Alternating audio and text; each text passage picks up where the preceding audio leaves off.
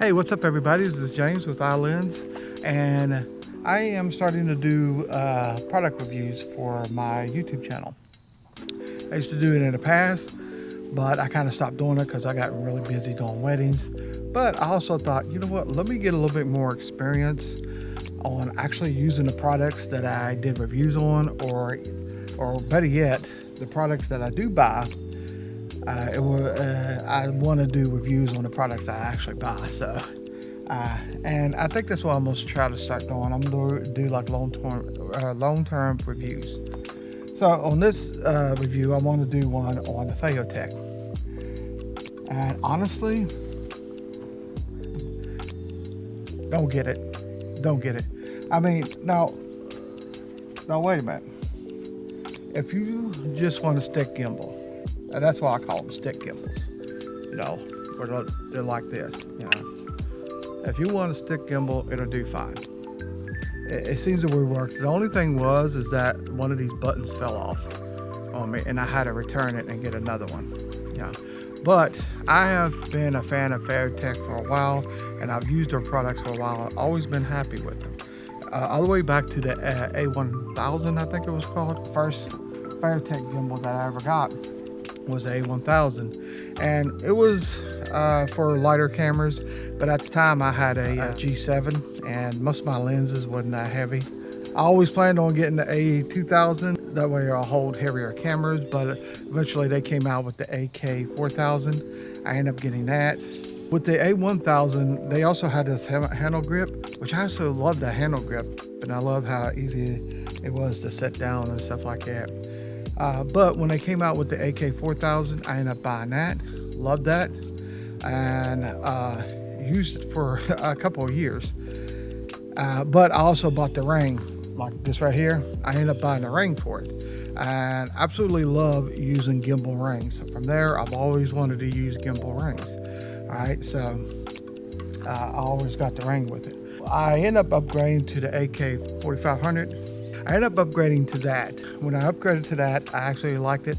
I had to go ahead and upgrade because that one, I had it for like a couple of years, and I was heavily using them for weddings and stuff. So it was getting old, so it was time to upgrade to a new one. So I went ahead and got that. Love that one, but that one got old and heavily used. So it was time to upgrade to another one. And I wanted to stick with FeiyuTech because, you know, it's been a pretty good company until now. Okay, so the problem I'm having with FeiyuTech right now is that poor design flaw that they have with this ring gimbal, okay? There's a couple of things that I hate about it, and I'll tell you what they are.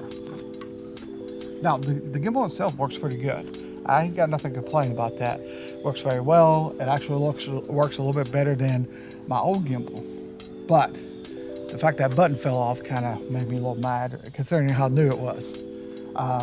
Before I actually tell you more about this, there's another thing I don't like about this. This right here.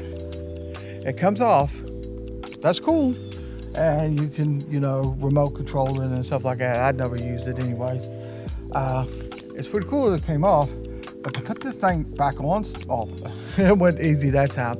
But a lot of times I would have trouble trying to put that thing back on, and it wouldn't go on as smooth as it did this time. But, you know, let me do a video about it. It wants to go on pretty easy. So, but sometimes I will have issues trying to get that. And whenever you're in a hurry, it's aggravating trying to figure out how to put that back on there, right? Maybe you can get used to it and stuff like that, but that was kind of aggravating to me. And I'll show you something else about this that I don't like. All right, so this is my problem. My main problem is right here. You see this? I bought this three times, and every time they broke right here. One of them, well, two of them broke right here. And then one of them, just right here, this part right here broke. Okay, so this is a really bad ring gimbal. They're supposed to be able to hold red cameras and stuff like that, but all I'm putting on there is just a Sony A7S III. That's all I'm putting on there. the first time it broke, you know, I had it for a minute and stuff like that, so I had to buy another one. And the second one broke. I only had it for a few days. It broke.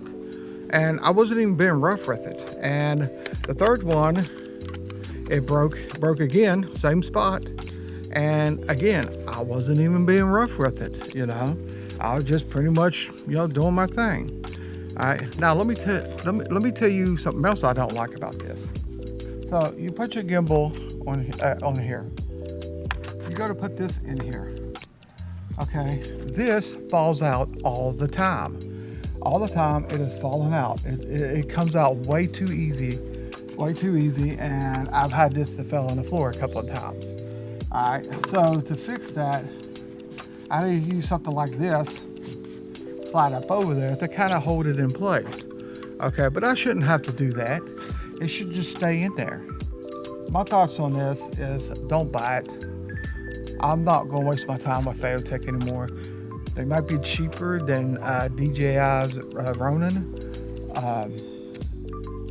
but the fact that it has given me so much headaches, I've been aggravated. I'll be on the job and this thing just breaks on me, and it's so embarrassing. And not only that, if this thing breaks on me,